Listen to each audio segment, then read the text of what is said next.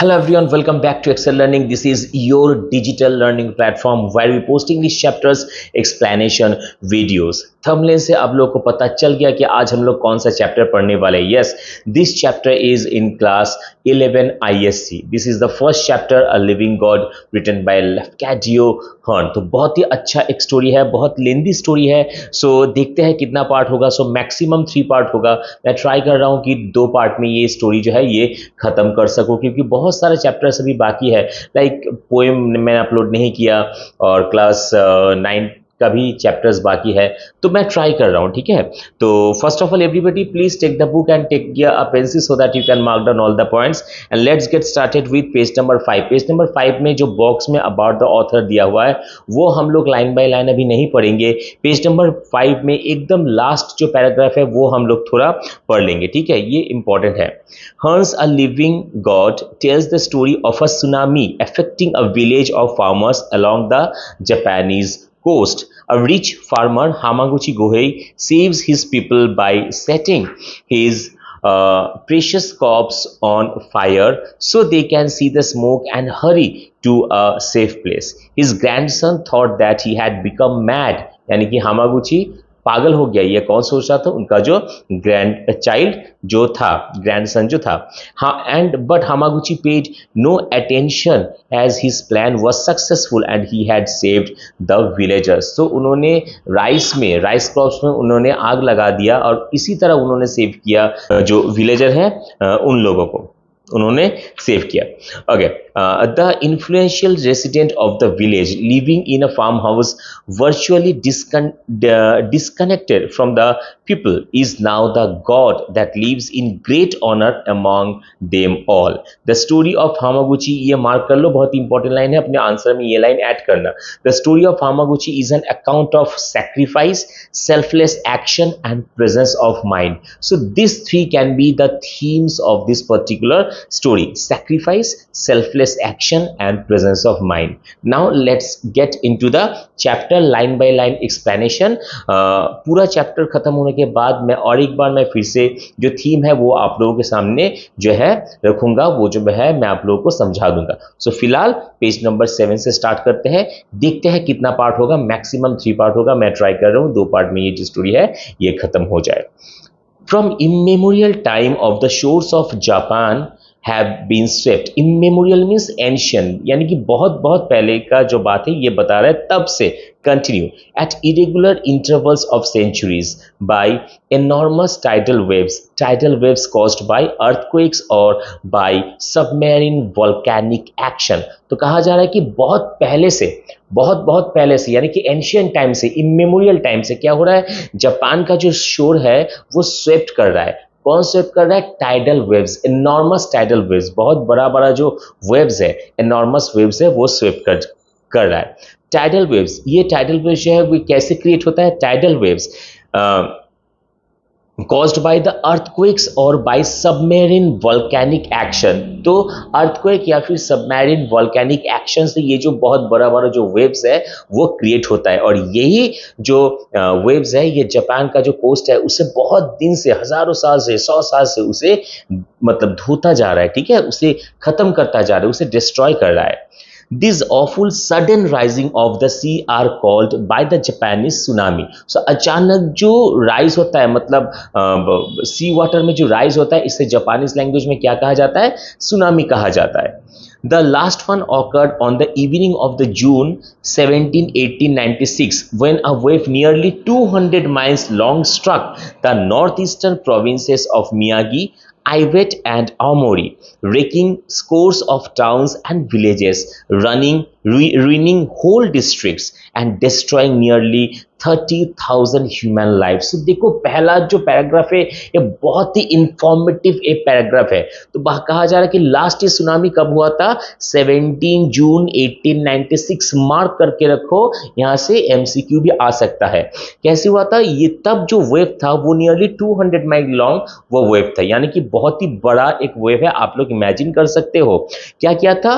वो जो 200 mile long जो वेव था वो वेव स्ट्रक किया था, अटैक किया था। कौन सा पार्ट को अटैक किया था? North eastern provinces of Miyagi, Iwate and Aomori. यानी कि ये जो तीन है, मियागी, आइबेट एंड आओमोरी, ये तीन जो जगह है, ये इन सब जगह का नॉर्थ ईस्ट जो प्रोविंसेस है वहाँ पे ये जो एनॉर्मस जो वेव है, जो लगभग 200 माइल बड़ा है, लंबा है, अटैक किया था। और अटैक करने के बाद क्या किया था? Racking scores of towns and villages, यानी कि सारा टाउन्स और विलेज को एकदम रूइन कर दिया था, खत्म कर दिया था। रूइनिंग होल डिस्ट्रिक्ट्स, पूरा डिस्ट्रिक्ट को भी खत्म कर दिया था। And destroying nearly 30,000 human lives. यहाँ से भी एमसीक्यू आ सकता है। और ये जो एनॉर्मस वेव था, ये लगभग 30,000 फैमिली को, और या फिर मान लो कि लाइफ को खत्म कर दिया था। The story of Hamaguchi Gohei is the story of a like calamity which happened long before the era of Meiji. The era of Meiji, इसे मार्क करके रखो।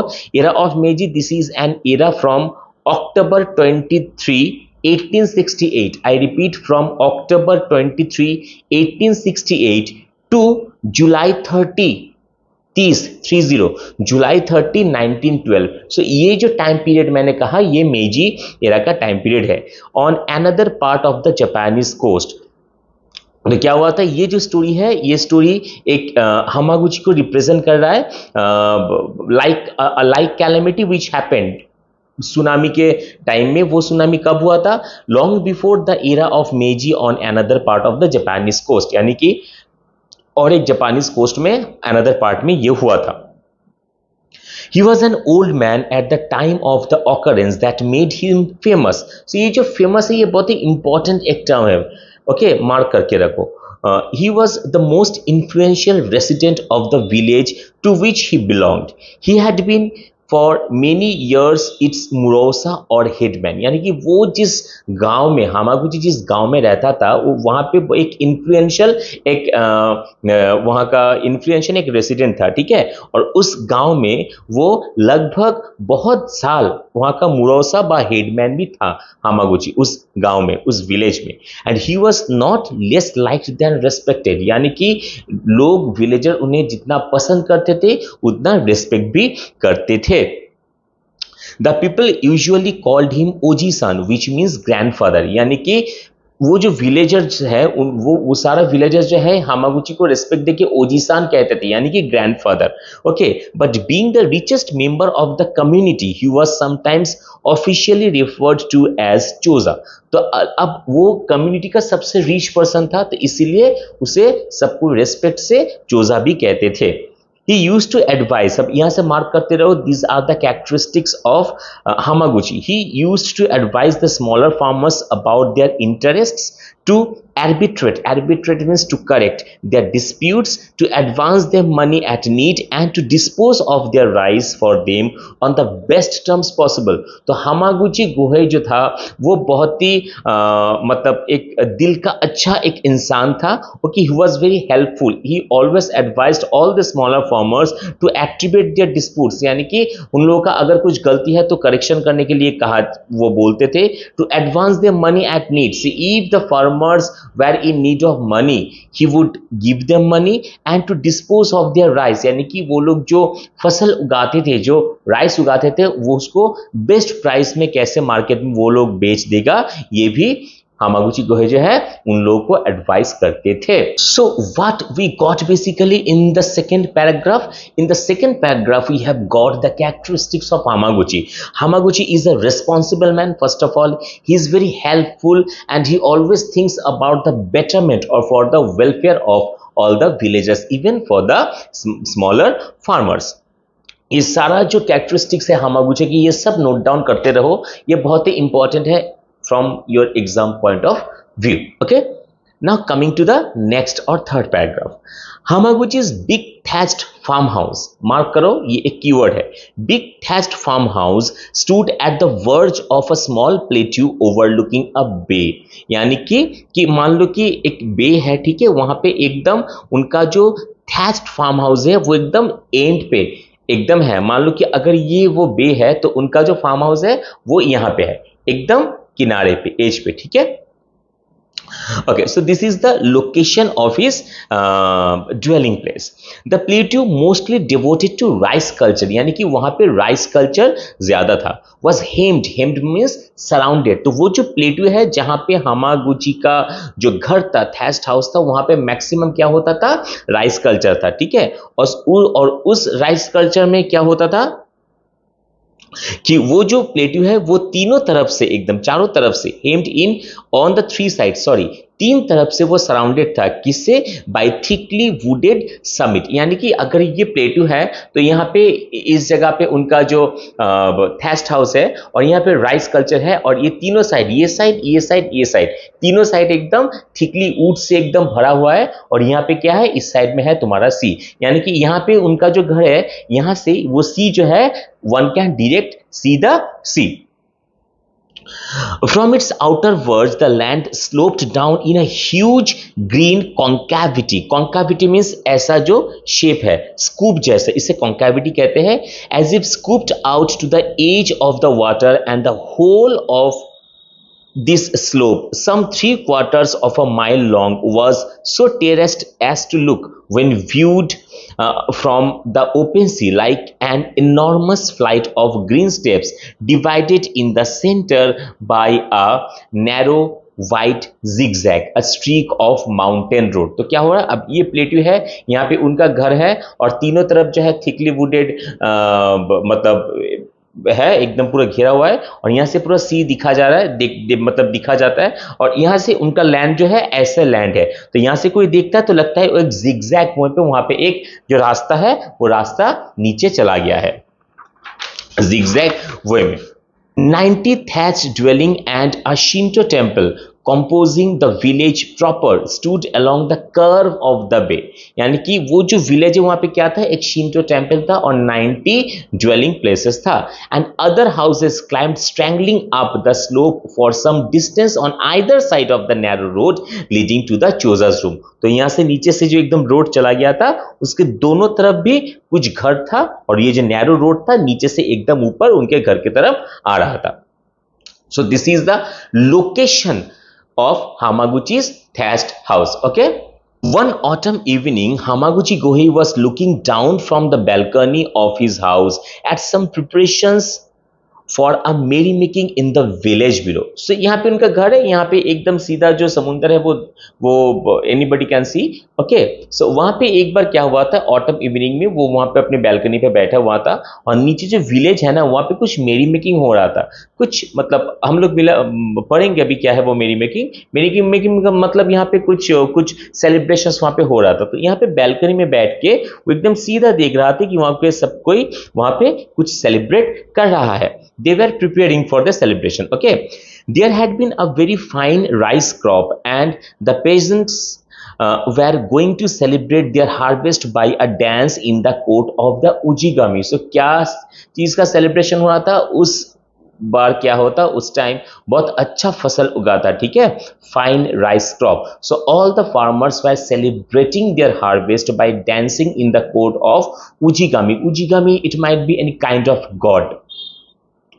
Okay, the old man could see the festival banners, nabori. So festival banners को language में क्या कहा जाता है, nabori, fluttering above the roofs of the solitary streets. तो वहाँ पे एकदम नीचे वो सीधा देख पा रहा था, तो वहाँ पे देख रहा था सब बैनर लगा हुआ है, सब झंडा वगैरह जो है वो भी लगा हुआ था. Why solitary streets? Because they all were celebrating the celebration at the court of Ujigami. That is, all the streets were, or that particular street was completely vacant. The strings of paper lantern festooned between bamboo poles and the decorations of the shrine. Shrine means temple, monastery, mandir, and the brightly colored gathering of the young people. So वहाँ पे हामागुची देख पा रहा था कि सब कोई वहाँ पे प्रिपरेशन चल रहा था. रोड जो है वो खाली था, एकदम वहाँ पे नबोरी था, यानी कि वो बैनर था, झंडा था, ठीक है, लंटन था, एंड ऑल द गेली coloured people. That means all the people, all the villages were wearing bright and vibrant coloured dresses.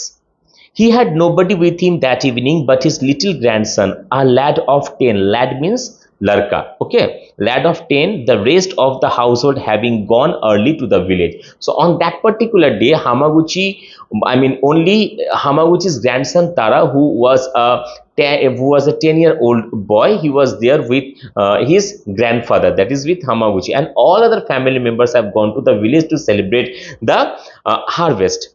The rest of the household having gone early to the village, he would have accompanied them had he not been feeling less stronger than usual. So he did not go because he was feeling very weak. He was not feeling stronger. That is the reason he did not go. He told, I would take rest in home. You all go and enjoy yourselves. Okay. Only his grandson, whose name is Tara, who is a 10-year-old boy, was staying with his grandfather. The day had been oppressive. Oppressive means यहाँ पे बहुत outrageous, बहुत ज्यादा एक मतलब एक गर्मी और इस टाइप का कुछ ऑप्रेसिव जो है वो डे था.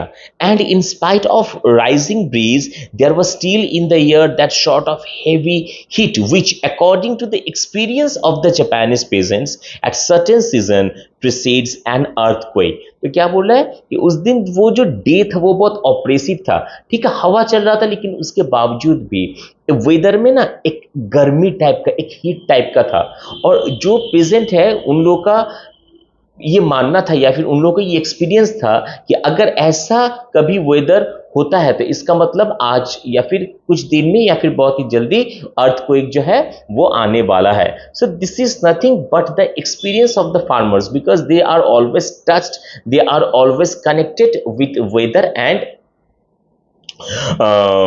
land. Okay, so they could easily predict when it will be raining, when it will be an earthquake, everything they can predict very well. And presently an earthquake came, और उसी time एक earthquake आया भी. It was not stronger enough to frighten anybody, लेकिन वो strong नहीं था कि सब कोई डर जाए. But Hamaguchi, who had felt hundreds of shocks in his time, thought it was a queer, a long, slow, spongy motion. ये सारा कीवर्ड है, मार्क करो. लेकिन हामागुची वो अपने लाइफ में, सोचो वो कितना ओल्ड है कि उसे गांव में सब कोई दादाजी, ग्रैंडफादर कह के बुलाते हैं, है कि नहीं. तो he has a lot of experiences, he has already experienced a lot of shocks, so he could easily understand this is a queer, slow and spongy and long, spongy kind of earthquake. So उन्हें लगा कि ये जो earthquake अभी हुआ, हाँ किसी ने डरा नहीं, लेकिन ये जो earthquake है ये अच्छा साइन नहीं है, अच्छा ओमेन नहीं है. Probably it was but after tremor of some immense seismic action. Seismic means earthquake related, far very far away. तो उनको लगा कि नहीं ये शायद कहीं दूर कहीं पे earthquake हुआ है, उसी का आफ्टर इफेक्ट जो है यहाँ पे हम लोगों ने फील किया. The house crackled and rocked gently several times and then all became still again. तो उनका हाउस एकदम टॉप पोजीशन में था, हाईलैंड में था, तो उनका घर भी थोड़ा सा हिला बस, और फिर शांत हो गया, एकदम चुपचाप हो गया. Okay, next. As the quaking ceased, Hamaguchi's keen old eyes were anxiously turned toward the village. सब उनको ना समझ में आ गया कि कुछ गलत होने वाला है. तो जब वो जो अर्थक्वेक जो है वो जब थम गया, वो जब सीज्ड हो गया, हामागुची ने एकदम डर गया कि कुछ तो होने वाला है. उन्होंने धीरे धीरे गांव की तरफ देखा. Because something was going on in his mind, that he could understand that an earthquake is coming very soon. So, and it is my responsibility to save all the people, those who were doing merrymaking over there, they were celebrating their harvesting. Okay, it often happens, ये कभी कभार होता है, that कि the attention of a person, ये scan करते रहो, समझ में आएगा. मैं जहां जहां पे पॉज दूंगा वहां पे स्कैन करना, ठीक है. It often happens slash that slash the attention of a person slash gazing fixedly at a particular spot or object slash is suddenly diverted slash. इतना दूर तक अब हम लोग पहले मीनिंग देखेंगे. इट ऑफन हैपेंस, ये बहुत बार होता है, दैट कि the attention of a person, कि एक इंसान का, एक लोग का, एक आदमी का जो अटेंशन है, gazing fixedly at a particular spot और ऑब्जेक्ट, कि वो किसी एक पर्टिकुलर चीज को देख रहा है, तो वो जिस अटेंशन से देख रहा है, कभी कभी ऐसा होता है, क्या होता है, इज सडनली डाइवर्टेड, कि उनका वो जो अटेंशन है वो सडनली डाइवर्ट हो जाता है. क्यों डाइवर्ट होता है? By the sense of something not knowingly seen at all, क्योंकि उनको ऐसा फीलिंग होता है, सेंस होता है कि कुछ होने वाला है जो मुझे नहीं पता है। सो इस फीलिंग की वजह से कभी कभार क्या होता है कि एक इंसान जहां पे कुछ कंसंट्रेशन विद कंसंट्रेशन कुछ देखता है, गेज करके रहता है, क्या होता है ना, उसका माइंड जो है वहां से डाइवर्ट हो जाता है। By a mere walk feeling of a unfamiliar slash in that dim outer circle of unconscious perception slash which lies beyond the field of clear vision। तो क्या बोल रहा है कि वो क्या होता है? By a mere walk feeling of the unfamiliar in the dim outer circle of unconscious perception which lies beyond the field of a clear vision. तो एक ऐसा कुछ फीलिंग्स उन लोगों के मन में आता है जो कि उनका क्लियर विजन के परे है, यानी कि वो उसे देख नहीं पाता है, वो बस उसे फील कर पाता है। तो कभी कभी ऐसा होता है कि कोई इंसान, कोई आदमी किसी एक चीज को, एक पर्टिकुलर चीज को गेज कर रहा है, एकदम फिक्स्डली देख रहा है विथ ऑल हिज अटेंशन, कीन अटेंशन, तो उनका माइंड जो है वो डाइवर्ट हो जाता है। कहां से डाइवर्ट होता है? उनका माइंड डाइवर्ट होता है उस पर्टिकुलर चीज से, क्योंकि उनके सबकॉन्शियस माइंड पे कुछ और चलता रहता है जो कि बहुत दूर है, जो कि lies beyond the field of clear vision, यानी कि हम लोग क्लियरली देख नहीं पा रहे लेकिन सेंस कर पा रहे हैं। Thus, it chanced that Hamaguchi became aware of something unusual in the offing।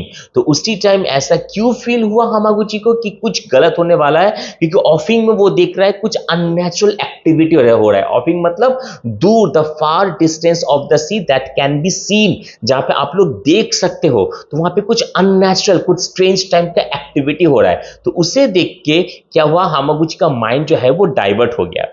He rose to his feet, खड़ा हो गया, एंड लुक्ड एट द सी की तरफ देखता रहा। It had darkened quite suddenly, बहुत जल्दी अचानक सी जो है वो एकदम काला हो गया, and it was acting strangely, बहुत अजीब तरीके से जो सी है वो बिहेव कर रहा था। It seemed to be moving against the wind. अब देखो ये ठीक से समझो, मान लो कि तुम अभी सी शोर में खड़े हो, मतलब मैं अभी सी बीच में हूं, उधर सी है, तो क्या होगा, जो वेव आएगा वो इधर से इस साइड आएगा, यानी कि विंड वहां से इस साइड आएगा।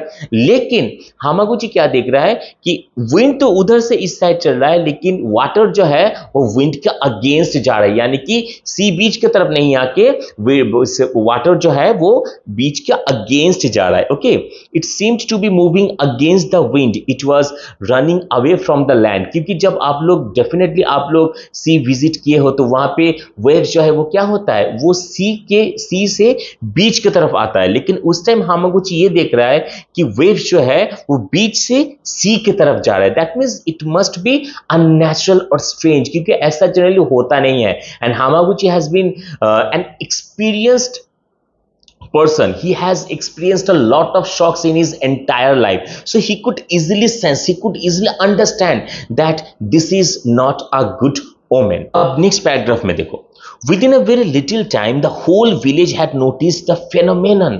वो एक phenomenon है, वो एक घटना है जो कि विलेजर ने पहले कभी नहीं देखा। वो phenomenon क्या है कि the sea was going against the wind। यहां से शॉर्ट क्वेश्चन आ सकता है। apparently no one had felt the previous motion of the ground, but all were evidently astounded by the movement of the water। तो क्या हो रहा कि पहले अभी जो अर्थक्वेक आया था, एक बहुत ही slow quid spongy kind of earthquake जो बहुत स्ट्रांग नहीं था, तो जो लोग वहां पे मजे कर रहे थे, जो लोग वहां पे मेरी मेकिंग कर रहे थे, so they did not notice that particular earthquake, but when the sea started going against the wind, it was seen by them, it was witnessed by them। okay, they were running to the beach and even beyond the beach to watch it। so all the people started going to the beach and even beyond the beach, क्योंकि बीच से पानी जो है वो तो समुद्र की तरफ जा रहा है, तो बीच का जो परिधि है वो तो बढ़ रहा है, तो वो लोग दौड़ता जा रहा है कि ऐसा फिनोमेनन हम लोगों ने पहले कभी नहीं देखा। No such eve had been witnessed on that coast within the memory of living man. क्योंकि वहां पे जितना सारा लोग था, वो लोग का जो जितना दिन से है, वो लोग जितना साल से या फिर जितना समय से वो लोग हैं, कभी भी ऐसा कुछ नहीं हुआ था, ये फर्स्ट टाइम हो रहा है।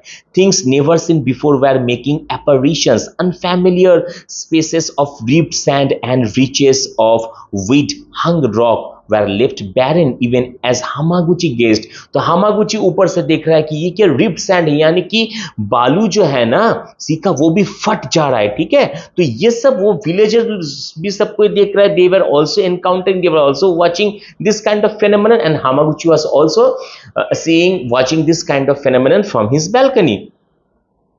And none of the people below appeared to guess what that monstrous ape signified. तो वहां पे दूर देख पा रहे थे कि monstrous wave है, कि अब वो लोग समझ में नहीं आ रहे उन लोगों को कि ये monstrous wave क्या सिग्निफाई कर रहा है, क्या होने वाला है। Hamaguchi Gohei himself had never seen such a thing before, but he remembered things told to him in his childhood by his father's father, and he knew all the traditions of the coast. So यहाँ पे और दो तीन characteristics हम लोगों को मिल रहा है Hamaguchi का. First off, he is a good memory and he is very knowledgeable. So Hamaguchi had also never seen this kind of phenomenon in his entire life, but he can remember all the things told to him by his father's father.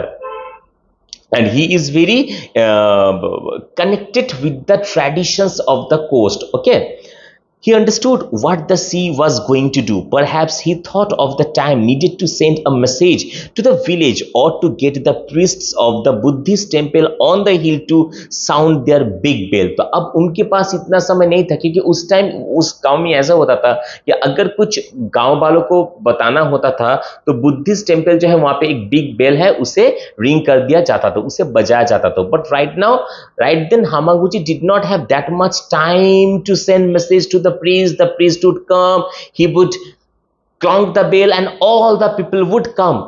Hamaguchi के पास अभी उतना समय नहीं था, but it would take very much longer to tell what he might have thought than it took him to think. He simply called to his grandson, Tara, quick, very quick, light me a torch. अब उसने कहा कि नहीं मुझे कुछ करना होगा, तो अब लेकिन उनके पास इतना समय नहीं था.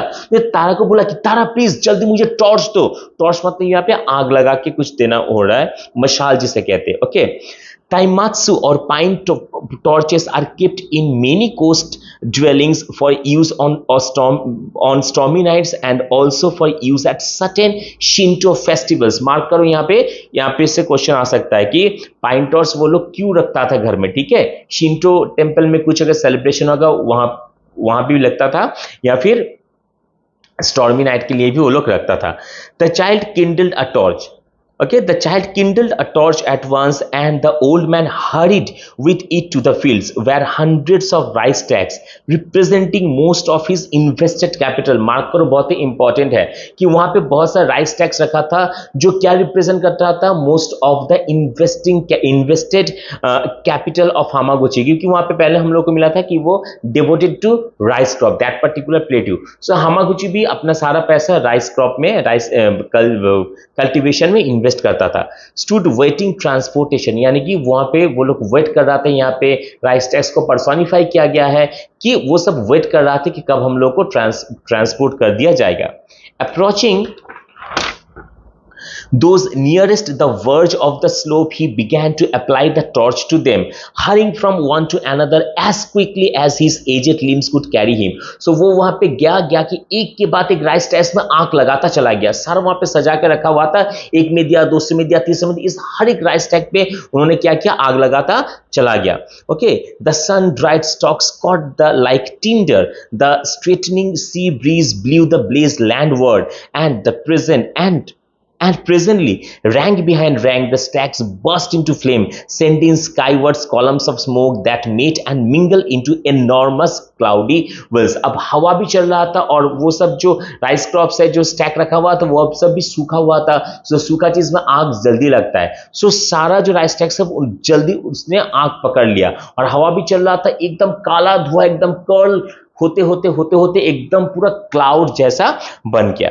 Okay, Tada astonished and terrified. अब तारा वो भला क्या समझे कि मेरे दादाजी क्या कर रहा है. He is a 10-year-old lad, ran after his grandfather crying, ओजी सन वाई. अब वो चिल्ला रहा था वहां पे कि आपने ये क्या किया. आज बस हम लोग इतना तक ही करेंगे। आप आई होप अच्छा लगा आप लोग को वीडियो, सो प्लीज लाइक कर दीजिए, और अगर आप लोगों ने अभी तक सब्सक्राइब नहीं किया so please do subscribe and press the bell icon so that you never miss a single update. मिलते हैं नेक्स्ट पार्ट के साथ नेक्स्ट वीडियो में, तब तक के लिए God bless you, bye bye and see you.